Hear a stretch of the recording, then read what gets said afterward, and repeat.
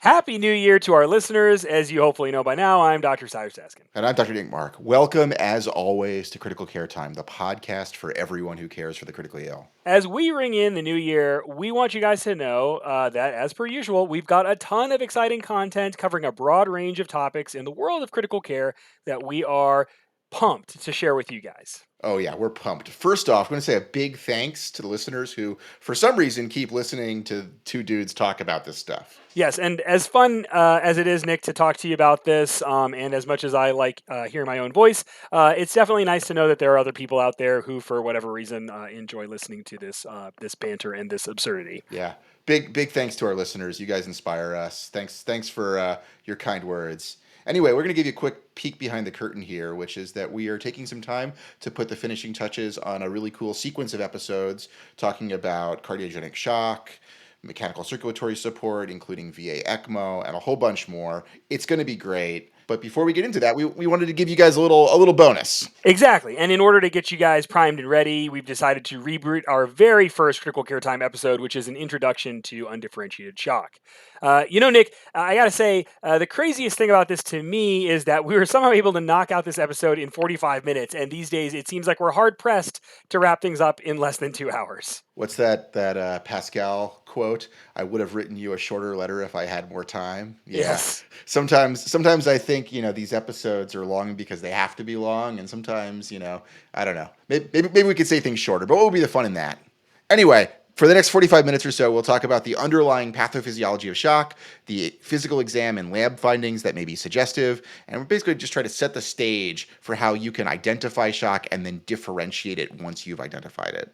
We hope you'll enjoy revisiting this foundational content if you heard it before. And of course, we've grown a lot in the last 2 years, so you may be hearing this for the first time if that's the case. Buckle in, get ready, enjoy. Yes, welcome indeed. And get ready for an exciting 2025 here on Critical Care Time.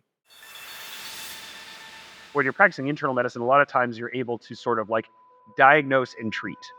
In critical care, what I had a hard time getting comfortable with is the notion that like sometimes you just have to treat and then you figure out what's going on the back end. And in my humble opinion, I think shock can be like that initially as well, especially in a complex patient that might have a lot going on. You can't just hem and haw over what kind of shock they have while watching their sort of vital signs degrade over time. You kind of have to act, stabilize, and then you can start to use some of the tools in the toolbox that we'll talk about later to figure out exactly what's going on.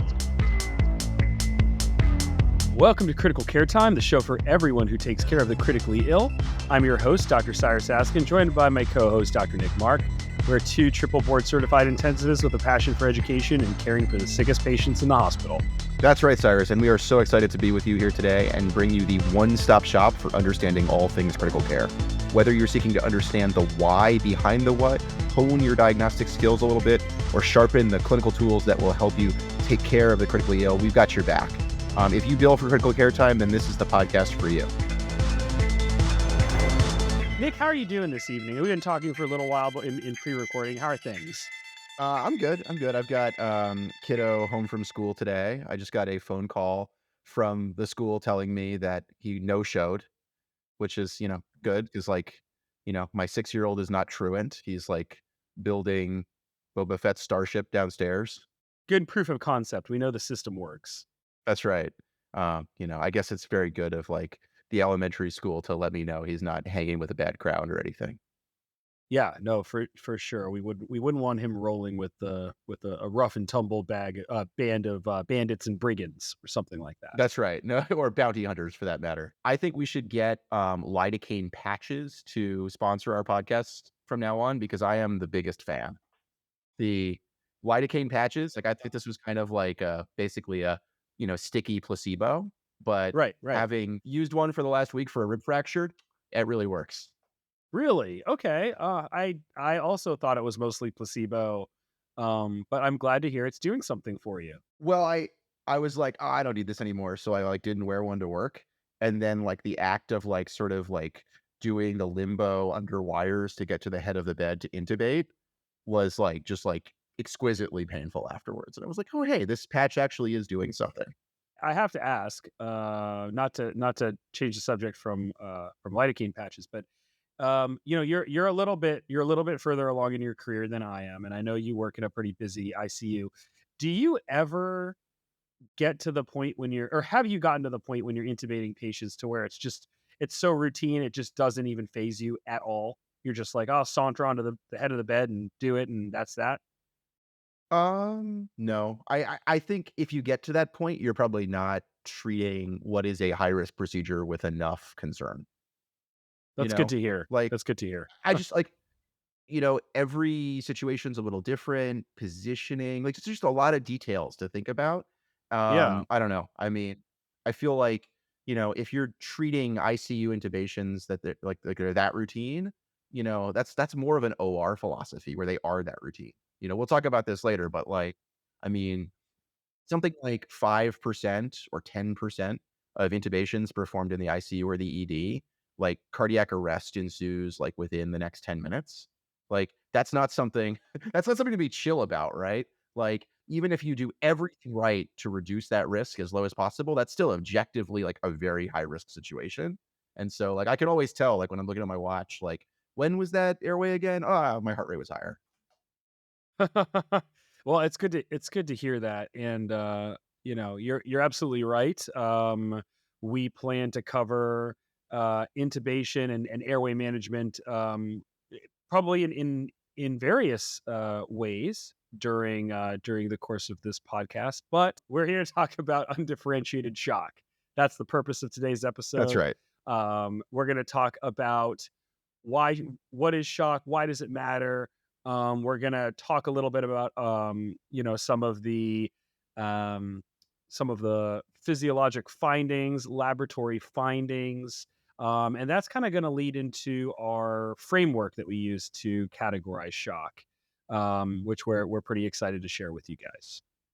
Think of this episode as kind of like the road atlas of the entire United States. We're going to talk about shock. We're going to talk about all the different types of shock, give you a framework to understand shock. And then in subsequent episodes, we're going to double click on some of those types. And so we'll talk more about cardiogenic shock, obstructive shock, septic shock, hypovolemic shock. Those will all be future episodes as well. This episode is more meant to orient you to the concept of what is shock and give you a framework to organize your thoughts about it. So this is the whole US. In the future, there'll be little atlases for each city, and we can go deeper on those. That's absolutely right, Nick. And I think what we'll probably do, we're referring to this as this episode, but in pre-recording, I think we kind of decided it's likely going to be two episodes. So for our listeners, enjoy this first episode or this first part, however you want to look at it, where we're really going to lay down the framework. And then in part two or the subsequent episode that you guys will get to enjoy, that's when we're really going to introduce the framework properly and then delve into the different types of shock that fall under that framework. Does that sound about right to you, Nick? Exactly. Perfect. Perfect. Before we get started, we do want to thank our sponsor for this episode. We are fortunate in that this episode and all episodes in season one of Critical Care Time are sponsored by C-Star Medical. C-Star Medical is advancing the science of cell-directed extracorporeal therapy to help restore the balance of a dysregulated immune system in acute kidney injury and sepsis. Check out their website, cstarmedical.com, to learn more. So, without further ado, kick back and enjoy what is sure to be the best part of your week. Or at least we'd like to think that. All right. So first off, we need to answer a really important question, which is what is shock? And you have to remember that, to laypersons listening, right? Shock is this state of like surprise, like, oh my God, this person's in shock, right? But we actually need a better definition than that. So how would you define shock, Cyrus? I probably wouldn't do it in a British accent because my British accent isn't very good. But what I would probably say is, shock is not really defined by one lab value, one physiologic parameter, not one imaging study. And I think that makes a lot of people uncomfortable. I'll also say that despite popular belief, shock is definitely not synonymous with hypotension. Um, the way that I typically describe shock is it is a situation whereby oxygen delivery does not match oxygen consumption, resulting in end organ dysfunction. What do you think, Nick? I think that's a great definition. Think about shock as a failure of adequate oxygen delivery, and think about a diagnosis of shock as a clinical diagnosis. It is a gestalt. It might use vital signs, it might use physical exam, it might use labs, and it's something that you as a clinician are putting together. It's not something which is defined by any one of those numbers necessarily. Okay, so now that we've kind of defined what shock is, or more importantly, what shock isn't, it's not a particular blood pressure. Let's double click on that a little bit more and talk more about that core question of oxygen delivery. So how do you explain that to people? Yeah, so I think we've sort of bonded recently over our mutual love for Star Wars, and so I'll say that when it comes to shock, effectively there's a disturbance in the force. Another way you can consider that, maybe a bit more scientifically, is your VO2 is significantly greater than your DO2. That is to say, your oxygen consumption or your oxygen needs are outstripping your ability to deliver oxygen. And so, as a reminder, we don't want to get too in the weeds here, but oxygen delivery is a function of the oxygen content in your blood times the cardiac output. And we know that the oxygen content in your blood is primarily dependent on the product of your oxygen saturation with your hemoglobin. I believe that's also multiplied by 1.34, although that's just a constant. Yeah, not particularly exciting. And then there is, of course, this minuscule contribution from dissolved oxygen in the blood, which is really only particularly relevant in certain circumstances that we can talk about in future episodes. Of course, for cardiac output, it's going to be your stroke volume times your heart rate. And of course, we know that stroke volume is a function of a number of things, namely preload, afterload, and contractility, et cetera, et cetera. But essentially, you put the two together, you get your oxygen delivery. And in a perfect world, that is going to exceed your oxygen consumption by several fold. Nick, do you want to delve into that a little more?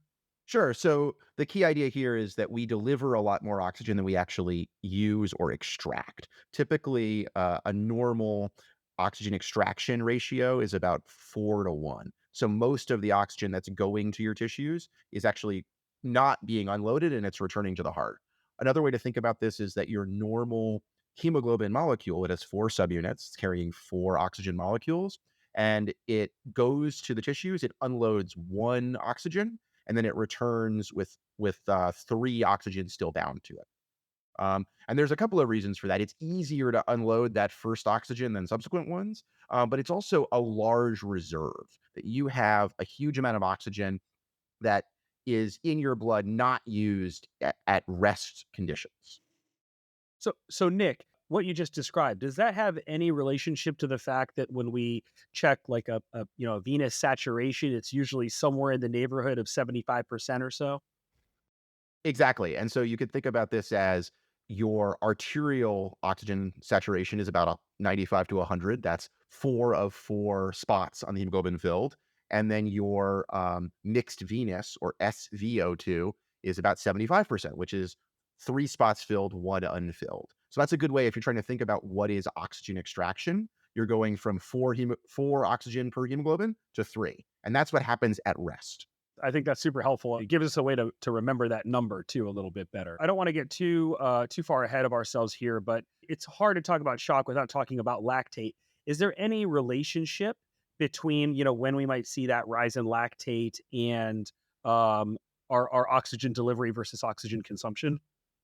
Right. And so this is a key association, which is that one of the things that's valuable about thinking about shock in terms of a failure of adequate oxygen delivery is it ties organ dysfunction and other things into the process. And so as your extraction increases, as your tissues are using more and more of that oxygen, pulling it off of hemoglobin, you start to see a couple of other things happen. So one is when you get to an oxygen extraction ratio of about 2 to 1, often tissues start to produce lactate. And we'll talk a lot more about lactate later. It's not a perfect measure, but when you see lactic acidosis in the setting of hypoxia, this is why. That the tissues are not getting enough oxygen to support their metabolism, so they're using anaerobic metabolism, which produces lactate. We talked a little bit about that one side of the coin, the other side of the coin being oxygen consumption or VO2. I suspect this is true in your ICU, just like it is in mine. We're not usually actively measuring the VO2 kind of like on a minute by minute basis. I think we have a general idea, general gestalt in regards to, this person is very sick. They're hypermetabolic, quote unquote. They're using a lot of oxygen, but typically we're not measuring that specifically, although it can be done. I know in my time in burn ICU, we would periodically use metabolic carts to try to determine oxygen consumption, particularly in those highly catabolic, quote unquote, patients. I know we do it in the physiology lab, sometimes on the pulmonary side of the house. And I guess you can do it too if you're using a Swan-Ganz catheter. Did you want to talk at all about that, Nick, or any thoughts there? Yeah, so absolutely. So, I mean, with the Swan, you can use the Fick equation. You can essentially take advantage of the relationship between the arteriovenous difference and the cardiac output to estimate your VO2, and that's actually a pretty robust way to do it. I think probably more important than measuring your VO2 is understanding conceptually what's going on. Understanding that there are situations where somebody's consumption increases. So even if their delivery is constant, their consumption may be higher than what they're able to supply. And so, some useful facts to remember here, as your temperature goes up, your VO2 goes up. About 15% per degree Celsius. So somebody who spikes a high fever can substantially increase their oxygen consumption. That's why often you'll see people become sicker or more hypoxic with fever because they're suddenly using a lot more. Um, Also important to remember that, like, in healthy people at rest, we use a really trivial amount of oxygen to breathe. Like less than 1% of our total cardiac output is powering the muscles of respiration. But in somebody who's in true respiratory distress, it can be 25, 30, even higher amounts of your total cardiac output are going to all your accessory muscles, your diaphragm to breathe. And so your VO2 can actually change quite a lot too. You can get shock either because you're not delivering enough oxygen or because you're consuming way too much, or a combination of the two. And that is such an important point, because I think that illustrating that hammers home the reality that there isn't, again, a blood pressure to look for. It's not, there isn't a particular physiologic parameter, because there's two sides of that equation. It may not be a delivery issue. It may truly be a very significant consumptive process that you just can't keep up. And I think this brings us nicely to why we care about shock. Like, why is shock such an important diagnosis to make? And Absolutely. I think the way I think about shock is that shock is a transition state between normal, adequate oxygen delivery and death. It is the in between those two states. And if you intervene upon it early enough, you can get back to a normal, balanced physiology. And if you fail to, you can get into decompensated shock, or where it eventually becomes unrecoverable and leads to death. So shock is this crucial state where everyone who doesn't die suddenly progresses through shock to death. And it is absolutely essential to recognize this state and take corrective action before irreparable damage occurs.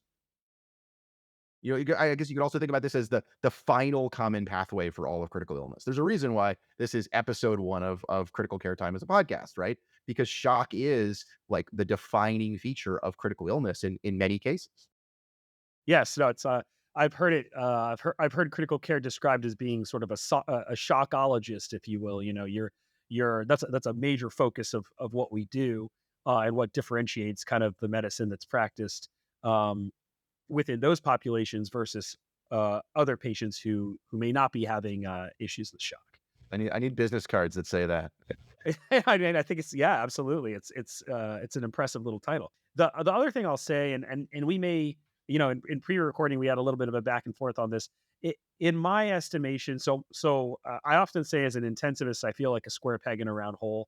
So, as an internist, when you're practicing internal medicine, a lot of times you're able to sort of like diagnose and treat accordingly. That's kind of the way that the way that it goes down.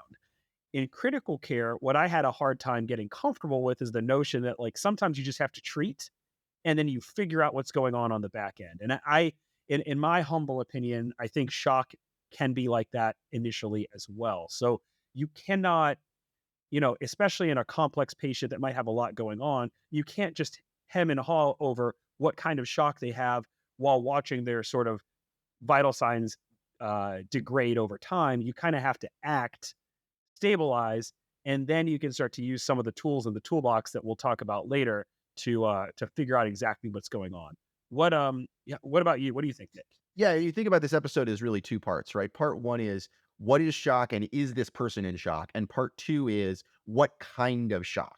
A broad categorization, because that will inform kind of your next level of treatment decisions. But you definitely don't, you can't wait. You can't wait until all the labs are back to make a diagnosis of shock. Remember, it's a clinical gestalt. You're doing that using all of these different parameters together, but it's not a diagnosis that you want to wait 6 hours to make. It's a diagnosis you want to make, in minutes potentially.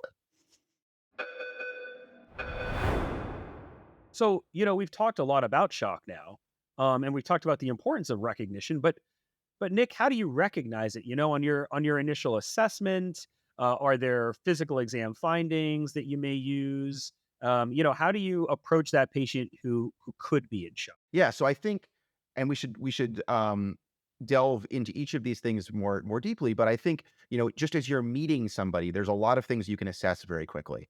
So you walk in the room, you introduce yourself, you make eye contact with them, you see what their responsiveness is. That's going to tell you mental status. You can also glance at the monitor and see what their vital signs are, and there's a couple ways you can think about that.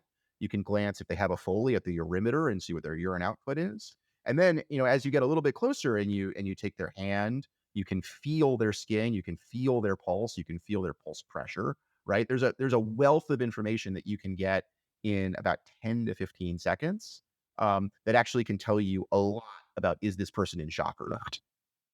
I think that's a great overview, and I think mental status, for example, is sort of um, you can usually tell if someone is altered in some way, whether they're sort of frankly obtunded, borderline obtunded. It's pretty easy in that initial sort of um, meeting, if you will, to make an assessment there, at least in most cases.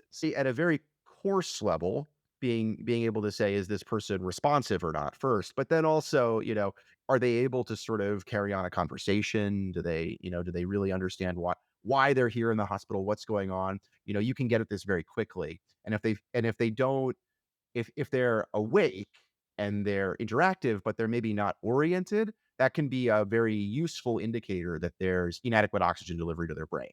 And it's worth noting that altered mental status in shock is actually associated with worse outcomes, right? Not having enough oxygen delivery to your brain is really bad physiologically, and it makes sense. And that's something that is an indicator that you need to like get to the root cause and start correcting it if they're confused from shock. And often I think we tend to uh people tend to, on problem lists, they tend to sort of like group things or split things, right? There's kind of two approaches.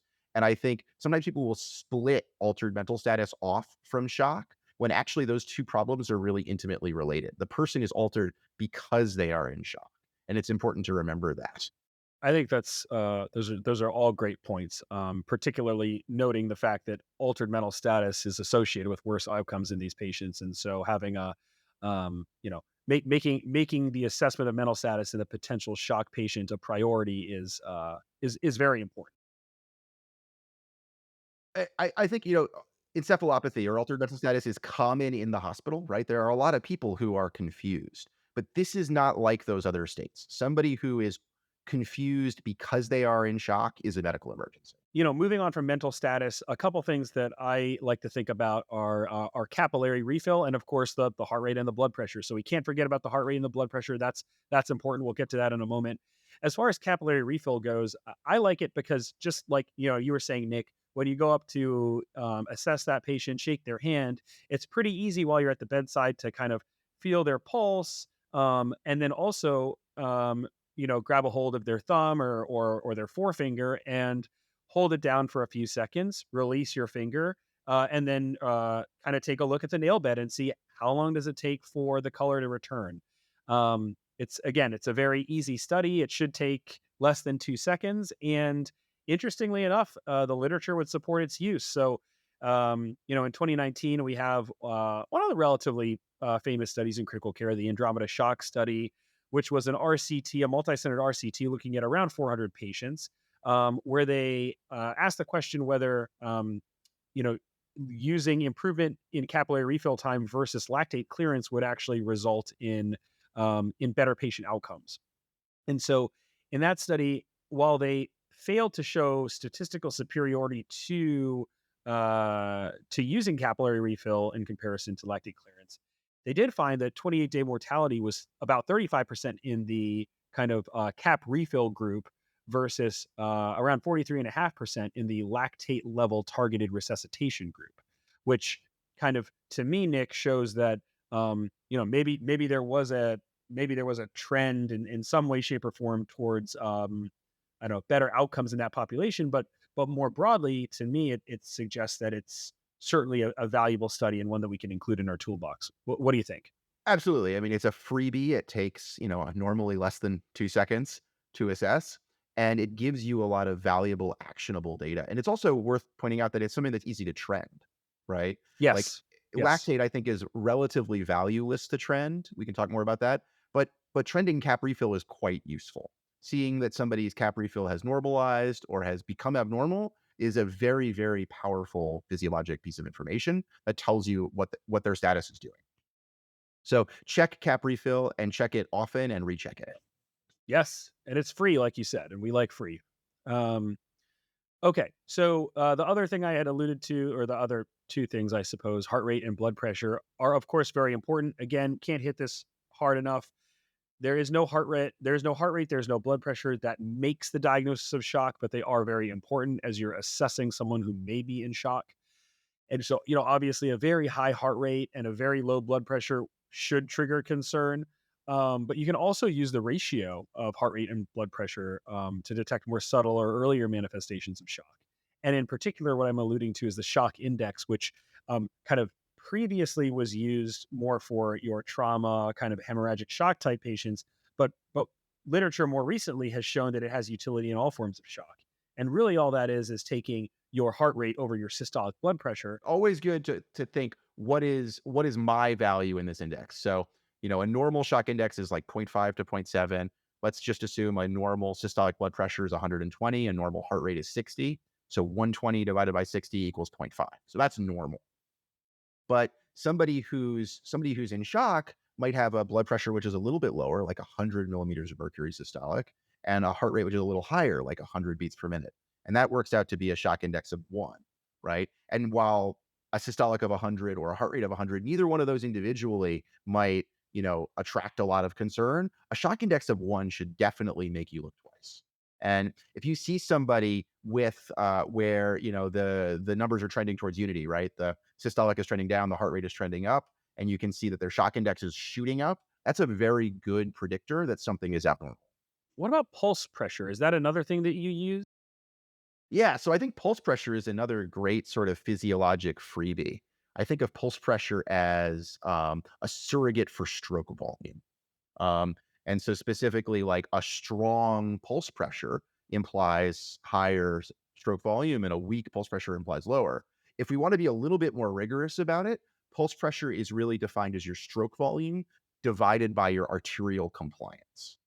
And so for me, let's say my normal stroke volume is about 80 mils, and a normal arterial compliance is about 2 mils per millimeter of mercury. That means that 80 divided by 2 is 40, right? Which is what my pulse pressure is. 120 minus 80 is my pulse pressure, right? 40. Um, if somebody has a low pulse pressure, it indicates that either they have a low stroke volume or a very low compliance. They're super clamped down.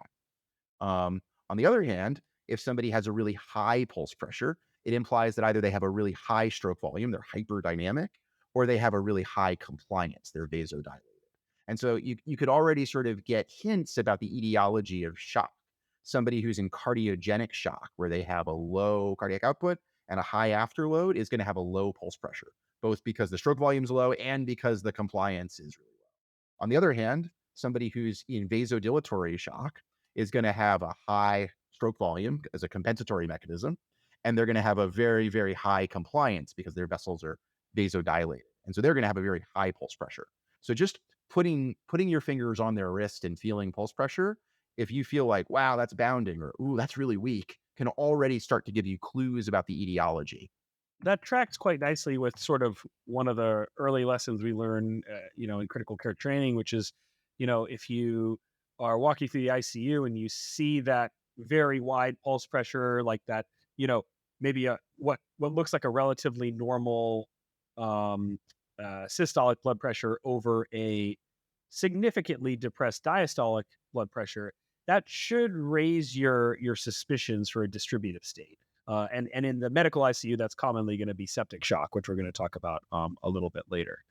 Um, now I do want to move on, and maybe we can talk a little bit about urine output. I know, you know, we um, we can see uh, oliguria in sort of normal situations. Oliguria can be pathologic. How do you Nick? How Yeah. do you look at oliguria in these patients or anuria? So yeah, so exactly right. So oliguria is both pathological. That means the kidneys are not getting enough oxygen to do what they're supposed to do, and it's normal. Your kidneys are smart, remember. And so if they're hypoperfused, their reaction is to avoid getting rid of volume that the kidney needs. So oliguria is a sign that the kidney is not happy, but it's also a sign that the kidney is doing what it's supposed to do. And the key thing to remember here is that if somebody is not, if they're not oliguric, if they're making adequate urine, that's very reassuring. If somebody is oliguric, that's worrisome. But it's very hard to differentiate between somebody who was in shock and somebody who is in shock. And what I mean by that is that if somebody is in shock and then you resuscitate them, do not expect their oliguria or anuria to resolve right away. The kidneys will take time to before they begin to trust you again. And so if you're bolusing until you get a specified urine output, you're going to give way too much volume if you're bolusing for urine output. Rather, you should use oliguria as an indication that something is wrong. You should resuscitate them, and then eventually the kidneys should trust you again and start making urine again. What do you have to add to that, Cyrus? Well, I think that's a really um, that's a really great point because so often I remember as a junior fellow or as like a late resident, you're working at night and the bedside nurse comes by and they tell you that the patient's urine output is down over the last few hours. And that may be a patient for whom you've already initiated therapy. You feel pretty good about your diagnosis and your therapeutic plan, but earlier in my career, I almost had to fight that sort of knee jerk reaction to at least, just give them a little bit of fluid just to sort of see if that helps the kidneys wake up. And really, if you give a little bit of fluid and then the next shift gives a little bit of fluid, uh, you know, those doses of volume are going to stack. And really, like with many things in critical care, all you need is tincture of time. It's very easy to make things worse with too much volume. And you got to remember that shock is a clinical gestalt. Urine output is one important piece of that, but it's not the only piece. And instead of fixating on correcting specific numbers, we should sort of look at the patient as a whole. If they've gone from somebody who is altered, tachycardic, hypotensive, with a prolonged cap refill, you've given them some volume, some pressors, and now all of those things have corrected, but their urine output is still lagging, that's okay. Everything else about this patient is telling you are correcting and treating their shock. You don't need to fix every number right away. And likewise, maybe you shouldn't expect their heart rate to come back to normal, right? Maybe it's improved, but it's not uncommon in somebody who's sick to have tachycardia, right? Like our goal in the ICU is not to bring values back to normal. Our goal is to correct life-threatening physiologic derangements. Normal people shouldn't be patients in the ICU. That's true. That's true. That's very true. So, before we move on to laboratory findings, Nick, you'd said something earlier that you can probably get a lot of the information that we just discussed in about 10 to 15 seconds or so. Is that about right? Absolutely. So you're called to see a patient. You walk in the room, you introduce yourself. As you're walking up to the patient, you can glance at the monitor, mentally calculate the shock index, look at the urimeter if it's there, see what the urine output is, shake their hand, feel their skin, check their cap refill, measure a pulse, feel a pulse pressure. Like in about 15 seconds, you can get a ton of useful information to sort of start to answer this question of, is this person in shock or not? And that's a skill to practice, by the way. That's something to do with every patient you see, so that when it's abnormal, you almost instinctively recognize shock versus normal. And I'll say, as we are the show for everyone who takes care of the critically ill, this is something that nursing staff can and should do as well. It shouldn't just be, the physician on rounds. Medical students can do this. Residents can do this. Bedside nursing can do this. Whether you're in the back of an ambulance, whether you're in the ER, whether you're on the wards, or whether you're in the ICU, shock is shock. And this is an assessment that doesn't really require any fancy, expensive devices, no labs, but basically anyone can do it, and everyone should do it. So on that note, Nick, when we talk about the laboratory assessment of a patient in shock or a patient we suspect is in shock, it's sort of, we talked about oliguria. I mentioned anuria. So stands to reason, yeah, there may be some findings on their BMP that might suggest shock. So AKI, that sort of thing. How do you approach the patient in regards to the labs that you're interested in and what you're looking for? There's a lot of lab abnormalities that can tip you off that somebody might be in shock or is in shock. AKI is the most common one. So seeing a rising creatinine can definitely be an indicator. Not everybody with a rising creatinine is in shock, remember. There's lots of ways to have AKI without being in shock. But if somebody does have a rising creatinine, it should definitely prompt you to worry. Other labs that I look at a lot, they're liver function, or rather liver dysfunction labs.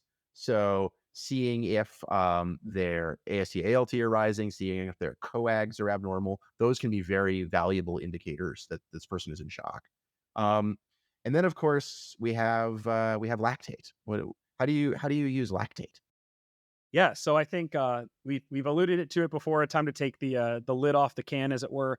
So I'll caveat this by saying we plan to do a whole episode on lactate, the utility of lactate, the pitfalls, the pearls, the metabolism, all that good stuff. In a nutshell, I typically obtain a lactate in a patient who I suspect has shock. I do not trend them for reasons that we'll discuss later, but basically that's that value, trending that value.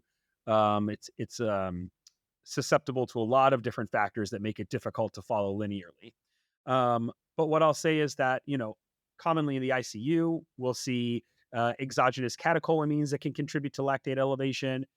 Beta agonists like albuterol can certainly contribute to lactate elevation. Liver disease, which you alluded to, Nick, can impact the metabolism of lactate, resulting in sort of elevations in lactate. We know that renal dysfunction can also play a role in lactate. So, at least for me, I draw it to kind of um, use it as another tool in the toolbox. But it's not something that I hang my hat on. How about you, Nick? Exactly. No, I think lactate is a check engine light. It is a I warning that love that. something is abnormal if lactate is elevated, but it's not necessarily, it doesn't tell you what the problem is. And lactate elevation can happen for reasons that are relatively benign, like medications you gave, or because they're just not clearing it because they have liver and kidney dysfunction. So I check for it. I generally don't trend it unless there's a reason to think that, it's super high, it's a resuscitation endpoint. But in general, it check it, see what it is, use that to help determine if this person is in shock or not. Um, we should also talk about, so another probably vastly overlooked value on your Chem 7 or basic metabolic panel is the bicarb, right? Yeah, yeah. If I Let's could let's get talk just about it. one number on a Chem 7, I would always choose the bicarb. The bicarb is the value that probably tells me the most about is this person sick or not, because it will tell you about the presence of acidosis, and that will clue you into a lactic acidosis, but it will also clue you into other types of acidosis. So checking the bicarb, if the bicarb is low, that's a strong indicator that there may be acidosis present. So don't miss that as a shock indicator. The one thing I'll add is that can be confounded by the presence of significant AKI, but generally speaking, just like lactate, a low bicarb kind of portends badness, and it's like, okay, I need to really dial it in here and see what's going on. Um, you can't really talk about bicarbonate without talking about carbon dioxide. Is there any kind of, do you do anything with CO2 monitoring in these patients?